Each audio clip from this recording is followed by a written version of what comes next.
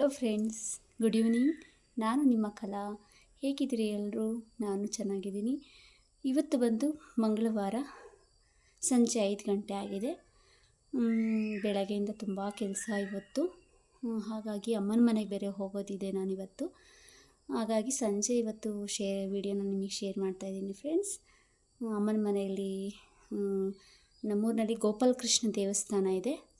ಅದು ಈಗಷ್ಟೇ ದೀಪಾವಳಿಲಿ ಓಪನ್ ಆಗಿದೆ. ಆವಾಗಿಂದ ಪೌರ್ಣಮಿ ಏನು ಬರುತ್ತೆ ಆವಾಗ ಪೌರ್ಣಮಿ ಕಟ್ಲೆ ಅಂತೇಳಿ ಮಾಡ್ತಾರೆ.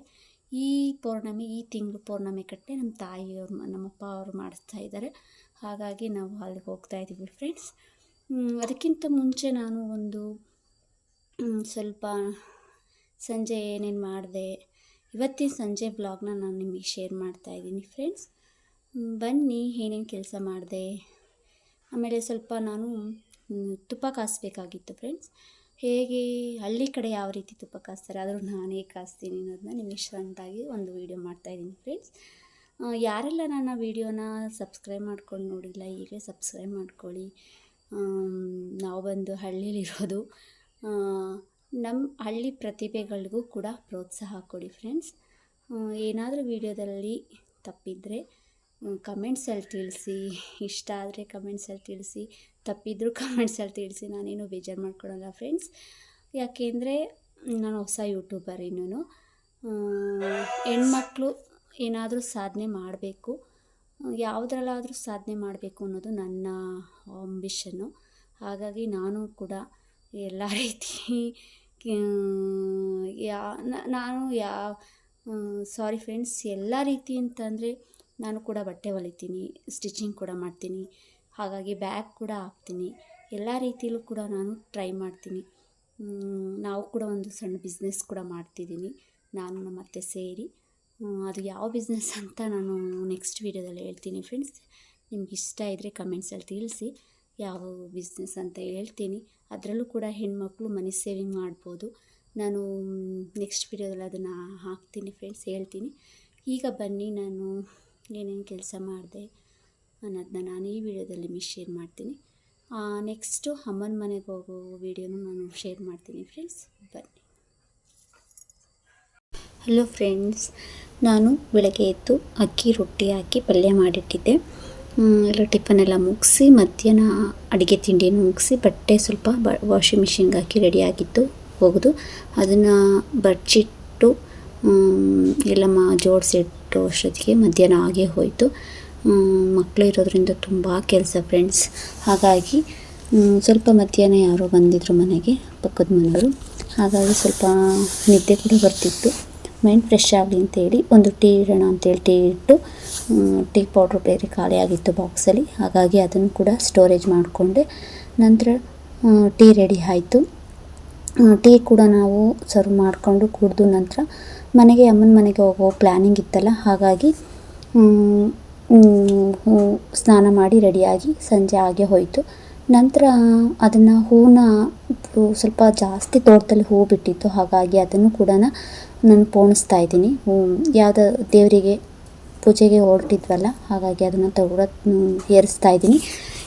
ಅಲ್ಲಿ ನಮ್ಮ ತಾಯಿ ಮನೆಯಲ್ಲಿ ಗೋಪಾಲಕೃಷ್ಣ ಸ್ವಾಮಿ ಮತ್ತು ಆಂಜನೇಯ, ಶಿವಲಿಂಗೇಶ್ವರ ಈ 3 ದೇವರಿಗೆ ಪೌರ್ಣಮಿ ಕಟ್ಲೆ ಇತ್ತು. ಹಾಗಾಗಿ ಅಲ್ಲಿಗೆ ಹೋಗೋ ಪ್ಲ್ಯಾನಿಂಗ್ ಇತ್ತು. ಅಮ್ಮ ಅವರು ನಮಗೇನು ಇನ್ವೈಟ್ ಮಾಡಿದರು, ಅದಕ್ಕೋಸ್ಕರ ಅಲ್ಲಿಗೆ ಹೊರಟಿದ್ವಿ. ನಂತರ ಹೂನ ಇತ್ತು, ಹಾಗಾಗಿ ಅದನ್ನು ನಾವು ಪೋಣಿಸ್ಕೊಂಡು ಈ ಥರ ಹಾರನ ರೆಡಿ ಮಾಡಿಕೊಂಡೆ. ನೋಡಿ ಎಷ್ಟು ಚೆನ್ನಾಗಿ ಹಾರ ರೆಡಿಯಾಗಿದೆ. ತುಂಬ ಈ ಕಾಲದಲ್ಲಂತೂ ತುಂಬ ಹೂವಿನ ರೇಟು ತುಂಬ ಇದೆ ಫ್ರೆಂಡ್ಸ್. ಹಾಗಾಗಿ ಮನೆಯಲ್ಲೇ ಒಂದು ಹಾರ ರೆಡಿಯಾಗಿರುತ್ತೆ, ಯಾಕೆ ವೇಸ್ಟ್ ಮಾಡೋದು ಅಂತೇಳಿ ಈ ರೀತಿ ಹಾರ ಮಾಡಿ ದೇವರಿಗೆ ಉಪಯೋಗ ಆಗಲಿ ಅಂತ ಮಾಡಿಕೊಂಡೆ. ಅಮ್ಮ ಹಾಲಿತ್ತು, ಹಾಗಾಗಿ ಹಾಲನ್ನ ಕೂಡ ಬಾಕ್ಸ್ಗೆ ವಾಟರ್ ಕ್ಯಾನ್ಗೆ ಹಾಕ್ಕೊಟ್ರು. ನಂತರ ತುಪ್ಪ ಕಾಸ್ಕೊಳ್ಬೇಕಾಗಿತ್ತು. ಹಾಗಾಗಿ ತುಪ್ಪನ ರೆಡಿ ಮಾಡಬೇಕಿತ್ತು. ಹಳ್ಳಿ ಕಡೆ ಯಾವ ರೀತಿ ತುಪ್ಪನ ರೆಡಿ ಮಾಡ್ತಾರೆ ಫ್ರೆಂಡ್ಸ್ ನೋಡೋಣ ಬನ್ನಿ. ನಾನು ಹೇಗೆ ಕಾಯಿಸ್ತೀನಿ, ನಮ್ಮಮ್ಮ ಹೇಗೆ ಹೇಳ್ಕೊಟ್ಟಿದ್ದಾರೆ ಅಂದರೆ ನಮ್ಮ ಅತ್ತೆ ಹೇಗೆ ಹೇಳ್ಕೊಟ್ಟಿದ್ದಾರೆ ಅಂತ ತಿಳಿಯೋಣ ಬನ್ನಿ. ನೋಡಿ, ಇದು ಮನೆಯಲ್ಲೇ ರೆಡಿ ಮಾಡಿರೋವಂಥ ತುಪ್ಪ.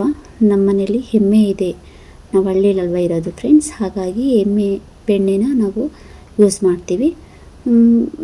ಈಟಿರೋವಂಥ ಶರೀರರಿಗೆ ತುಂಬ ಒಳ್ಳೆ ಬೆಣ್ಣೆ ಇದು. ನಮ್ಮ ಮನೆಯಲ್ಲೇ ನಾನೇ ಒಲೆಯಲ್ಲಿ ಆ್ಯಕ್ಚುಲಿ ಇದನ್ನು ಒಲೆಯಲ್ಲಿ ಕಾಸಿ ಕಡಿದು ಬೆಣ್ಣೆ ತೆಗೆದಿರೋವಂಥ ಬೆಣ್ಣೆ ಫ್ರೆಂಡ್ಸ್. ನಮ್ಮ ಅತ್ತೇನೂ ಒಲೆನ ಯೂಸ್ ಮಾಡ್ತಿದ್ರು, ನಾವು ಕೂಡ ಒಲೆನ ಹಾಲು ಕಾಸೋದಕ್ಕೋಸ್ಕರ ಪ್ರತಿದಿನ ಯೂಸ್ ಮಾಡ್ತೀನಿ.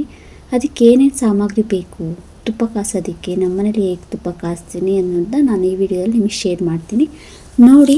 ಇದು ಒಂದು ಅರ್ಧ ಚಮಚ ಅರಿಶಿನ ಬಂದು ಮನೆ ಹೋಮ್ ಮೇಡ್ ಅರಿಶಿನ, ನಾವೇ ತಯಾರಿಸಿರೋವಂಥದ್ದು, ಅಂದರೆ ಅರಿಶಿನ ಕೊನೆನ ನಾವೇ ಹಾಕಿದ್ದು.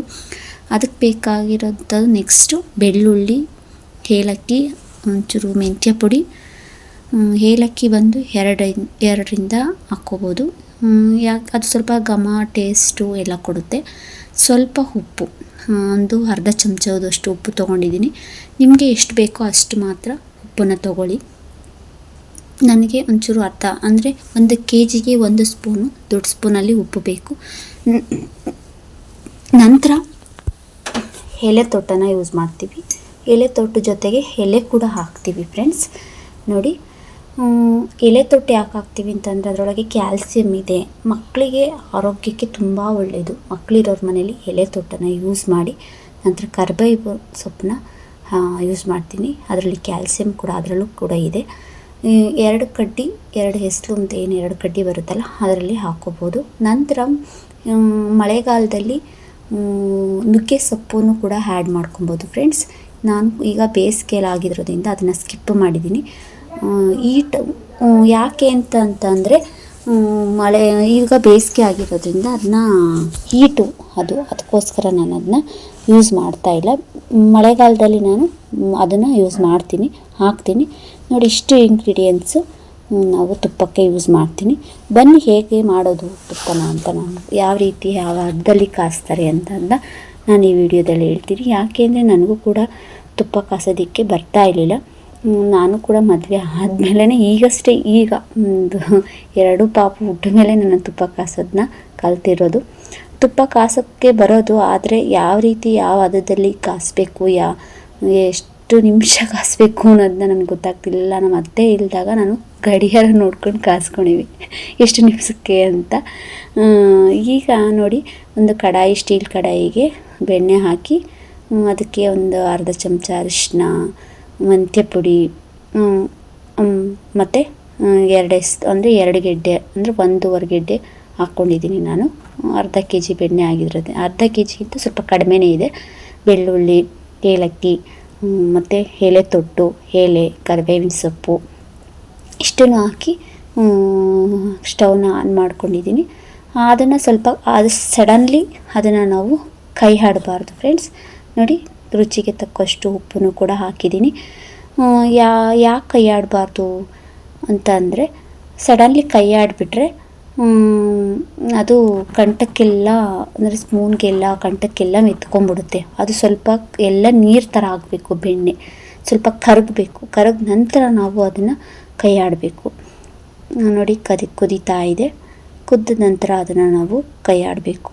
ಅದು ಅರಿಶಿನ, ಉಪ್ಪು ಎಲ್ಲ ಸ್ವಲ್ಪ ಕರಗಬೇಕು, ನೀರು ಥರ ಆದ ನಂತರ ಅದನ್ನು ನಾವು ಕೈ ಆಡಬೇಕು ಫ್ರೆಂಡ್ಸ್. ಬನ್ನಿ, ಹಳ್ಳಿ ಕಡೆ ಯಾವ ರೀತಿ ಮಾಡ್ತಾರೆ ತುಪ್ಪ ಅನ್ನೋದನ್ನ ನೋಡಿ. ನಿಮಗೂ ಯೂಸ್ ಆಗುತ್ತೆ ಅಂತ ಅಂದ್ಕೊಂಡಿದ್ದೀನಿ, ಅದಕ್ಕೋಸ್ಕರ ನಾನು ವಿಡಿಯೋ ಮಾಡ್ತಾಯಿದ್ದೀನಿ ನೋಡಿ. ನಂತರ ಅದೆಲ್ಲ ಸ್ವಲ್ಪ ಕರಗ ನಂತರ ನಾವು ಈ ರೀತಿ ನೋಡಿ, ನೀರಾಯಿತು ಆದಮೇಲೆ ನಾವು ಕೈ ಆಡಬೇಕು ಫ್ರೆಂಡ್ಸ್. 1 ಸ್ಪೂನ್ ಸಹಾಯದಿಂದ ಕೈ ಆಡಬೇಕು. ಸ್ವಲ್ಪ ಕೈ ಆಡ್ತಾನೆ ಇರಬೇಕು, ಇಲ್ಲಾಂದರೆ ತಳ ಕಚ್ಚೋ ಸಾಧ್ಯತೆ ಕೂಡ ಇರುತ್ತೆ. ಮತ್ತು ಬೇರೆ ಕಡೆಯಿಂದ ಔಟ್ಸೈಡಿಂದ ಬೆಣ್ಣೆ ತಂದಿರ್ತೀವಿ, ಆವಾಗ ನಾವು ಅದನ್ನು ಅದರಲ್ಲಿ ಗಸ್ಟ್ ಥರ ಇರುತ್ತೆ ಫ್ರೆಂಡ್ಸ್, ಅದಕ್ಕೆ ಏನಾದರೂ ಮಿಕ್ಸ್ ಮಾಡಿರ್ತಾರೆ. ಅದಕ್ಕೋಸ್ಕರ ಅದನ್ನು ನಾವು ಸ್ವಲ್ಪ ಕೈ ಆಡಬೇಕು. ಆದರೆ ಮನೆ ಬೆಣ್ಣೆ ಆದ್ದರಿಂದ ನಾವೇನು ಕೈ ಆಡೋ ಅವಶ್ಯಕತೆ ಇರಲ್ಲ. ಆದ್ರೂ ಹೇಗಾರ ಆಗಲಿ ಕೈ ಆಡ್ತಾ ಇರಬೇಕು. ಏಕೆಂದರೆ ಅದು ನೊರೆ ಇಲ್ಲ ನೋಡಿ, ನೊರೆ ಥರ ಎಲ್ಲ ಆಗಿದೆ. ಅದು ನೊರೆ ಅದು ಕಂಠಕ್ಕೆಲ್ಲ, ಅಂದರೆ ಏನು ಸ್ಟೀಲ್ ಇರುತ್ತಲ್ಲ, ಸ್ಟೀಲ್ ದಬ್ಬರಿಗೆಲ್ಲ ಮೆತ್ಕೊಂಡ್ಬಿಡುತ್ತೆ. ಅದರಲ್ಲಿ ಇರೋ ಪೌಷ್ಟಿಕಾಂಶಗಳು, ಅದರಲ್ಲೇ ತುಂಬ ಅಂಶ ಇರೋದು ಪೌಷ್ಟಿಕಾಂಶ. ಅದಕ್ಕೋಸ್ಕರ ಅದು ಎಲ್ಲದರೊಳಗೂ ಮಿಕ್ಸ್ ಆಗಬೇಕು. ನೊರೆ ಕೂಡ ಮಿಕ್ಸ್ ಆಗಬೇಕು. ನೊರೆ ಎಲ್ಲ ಮಿಕ್ಸ್ ಆದ ನಂತರ ಅದು ಚೆನ್ನಾಗಿ ಕೈ ಆಡಬೇಕು ನೋಡಿ. ಈ ರೀತಿ ಬಿಡ್ಲಂಗೆ ಕೈ ಆಡಬೇಕು ಫ್ರೆಂಡ್ಸ್. ನೊರೆ ಎಲ್ಲ ಅದಕ್ಕೆ ಅಂಟ್ಕೋಬಾರ್ದು, ಅದರಲ್ಲಿರೋ ಪೌಷ್ಟಿಕಾಂಶ ಎಲ್ಲ ಅದಕ್ಕೆ ಹೋಗಿ ಅಂಟ್ಕೊಂಡಂಗಾಗಿ ಗಸ್ಟ್ ಥರ ಆಗಿಬಿಡುತ್ತೆ. ಅದಕ್ಕೋಸ್ಕರ ಅದನ್ನೆಲ್ಲ ನೀಟಾಗಿ ಕೈ ಆಡಬೇಕು ನೋಡಿ. ಈ ರೀತಿ ಕೈ ಆಡಬೇಕು ಫ್ರೆಂಡ್ಸ್ ನೋಡಿ. ಯಾವ ಹದದಲ್ಲಿ ಕಾಸಬೇಕು, ಈ ಕಾದಿದೆ ಅಂತ ಯಾವ ರೀತಿ ಗೊತ್ತಾಗುತ್ತೆ ಅನ್ನೋದನ್ನ ನಾನು ಹೇಳ್ಕೊಡ್ತೀನಿ. ನನಗೂ ಕೂಡ ಯಾವ ರೀತಿ ಕಾದಿದೆ ಅಂತ ಗೊತ್ತಾಗ್ತಿರ್ಲಿಲ್ಲ. ನಮ್ಮ ಅತ್ತೆನ ಕ್ಷಣಕ್ಕೂ ಕರೆದು ನೋಡಿ ಅಮ್ಮ ಅಂತ ಹೇಳ್ತಿದ್ದೆ. ಆದರೆ ಅದಕ್ಕೆ ಅವರು ನನಗೆ ಒಂದು ಕುರುಡು ಮೆಥಡಲ್ಲಿ ಕಾದಿದೆ ಅನ್ನೋದು ಹೇಗೆ ಅನ್ನೋದನ್ನ ಹೇಳ್ಕೊಟ್ರು ನೋಡಿ.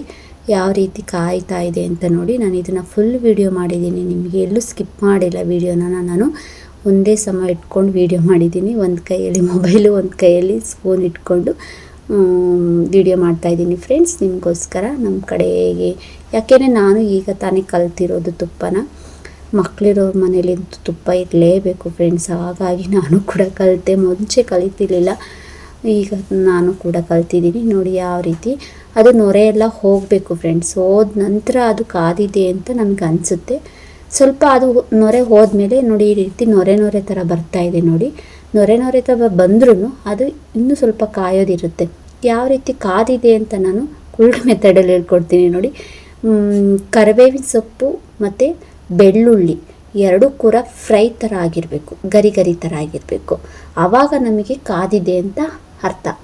ಅದು ನೋಡಿ, ನಾನು ಮುಟ್ಟಿ ನೋಡೋದಕ್ಕಲ್ಲ, ನೀವು ಮುಟ್ಟಿ ನೋಡ್ಬೋದು. ಯಾಕೆಂದರೆ ಒಂದು ಕೈಯಲ್ಲಿ ಮೊಬೈಲ್ ಇಟ್ಕೊಂಡಿದ್ದೀನಿ, ಹಾಗಾಗಿ ನಾನು ಮುಟ್ಟೋದಕ್ಕಾಗ್ತಾಯಿಲ್ಲ. ಸ್ವಲ್ಪ ಹತ್ತಿರದಲ್ಲಿಟ್ಟು ತೋರಿಸ್ತಾ ಇದ್ದೀನಿ ನೋಡಿ. ಈ ರೀತಿ ಫ್ರೈ ಆಗಿರುತ್ತೆ. ಮತ್ತು ಬೇರೆ ಕಡೆಯಿಂದ ಹೇಳಿದ್ನಲ್ಲ, ಬೇರೆ ಔಟ್ಸೈಡಿಂದ ಅಂಗಡಿಗಳಿಂದ ಬೆಣ್ಣೆ ತೊಗೊಂಡಿದ್ರೆ ಕೆಳಗಡೆ ಗಸ್ಟ್ ಥರ ಬರುತ್ತೆ. ಅವ್ರು ಏನಾದರೂ ಮಿಕ್ಸ್ ಮಾಡಿದರೆ ಅದು ಗಸ್ಟ್ ಥರ ಬರುತ್ತೆ, ಇಲ್ಲಾಂದರೆ ಗಸ್ಟ್ ಥರ ಬರಲ್ಲ. ಅದು ಗಸ್ಟ್ ಥರ ಹಿಂಗೆ ಎತ್ಕೊಂಡ್ರೆ ಆವಾಗ ಸ್ವಲ್ಪ ಅದು ಫ್ರೈ ಥರ ಆಗಿರಬೇಕು, ಮುರ ಥರ ಆಗಿರಬೇಕು. ಆವಾಗ ನಮಗೆ ಬೆಣ್ಣೆ ಕಾದಿದೆ ಅಂತ, ತುಪ್ಪ ಕಾದಿದೆ ಅಂತ ಅರ್ಥ. ಅದು ಸ್ವಲ್ಪ ತಣ್ಣಗಾದ ನಂತರ ಒಂದು ಬೌಲ್ಗೆ ಹಾಕೋಬೋದು, ಸ್ಟೀಲ್ ಬಾಕ್ಸ್ಗೆ ಹಾಕೋಬೋದು. ಸ್ಟೀಲ್ ಬಾಕ್ಸಿಗೆ ಸ್ವಲ್ಪ ಸುಡ್ತಾ ಇದ್ದರೆ ಹಾಕೋಬೋದು, ಪ್ಲಾಸ್ಟಿಕ್ಕಿಗಾದರೆ ಸ್ವಲ್ಪ ಉಗುರು ಬೆಚ್ಚಿ ಥರ ಆಗಿರಬೇಕು ನೋಡಿ. ಈ ರೀತಿ ಯಾಕೆ ನಾವು ಆರಿಸಿ ಹಾಕಬೇಕು ಅಂದರೆ ತಳದ ಭಾಗಕ್ಕೆ ಎಲ್ಲ ಇಳ್ಕೊಳ್ಳುತ್ತೆ. ಏನಂದರೆ ಕರಿಬೇವಿನ ಸೊಪ್ಪು, ಬೆಳ್ಳುಳ್ಳಿ ಏನು ಇಂಗ್ರೀಡಿಯೆಂಟ್ಸ್ ಹಾಕಿರ್ತೀವಿ ಅದೆಲ್ಲ ತಳಭಾಗಕ್ಕೆ ಇಳಿದ ನಂತರ ನಾವು ಸೋಸ್ಕೋಬೇಕು ಫ್ರೆಂಡ್ಸ್ ನೋಡಿ. ಈ ರೀತಿ ಒಂದು ಸೋಸೋದ್ರ ಸಹಾಯದಿಂದ ಸೋಸ್ಕೋಬೋದು. ನೀವು ಯಾವ ರೀತಿಲಾದರೂ ಸೋಸ್ಕೋಬೋದು. ನಾನು ಒಂದು ಕಾಫಿ ಸೋಸೋದಿರುತ್ತಲ್ಲ, ಟೀ ಸೋಸೋದು, ಅದರಲ್ಲಿ ನಾನು ಸೋಸ್ಕೊತಾ ಇದ್ದೀನಿ. ಸ್ಟೀಲ್ ಬಾಕ್ಸಿಗೆ ಜಾಸ್ತಿ ದಿನ ಮಡಿಕೊಂಡು ಯೂಸ್ ಮಾಡೋ ಅಂಥವ್ರು ಸ್ಟೀಲ್ ಬಾಕ್ಸ್ಗೆ ಹಾಕಬೇಡಿ. ಒಂದು ಗ್ಲಾಸ್ ಬಾಟಲ್ಗೋ, ಗ್ಲಾಸ್ ಜಾರ್ಗೋ ಅಥವಾ ಪಿಂಗಾಣಿ ಹೋಗೋ ಇಲ್ಲ ಪ್ಲಾಸ್ಟಿಕ್ ಬಾಕ್ಸ್ಗೋ ಹಾಕ್ಕೊಳ್ಳಿ.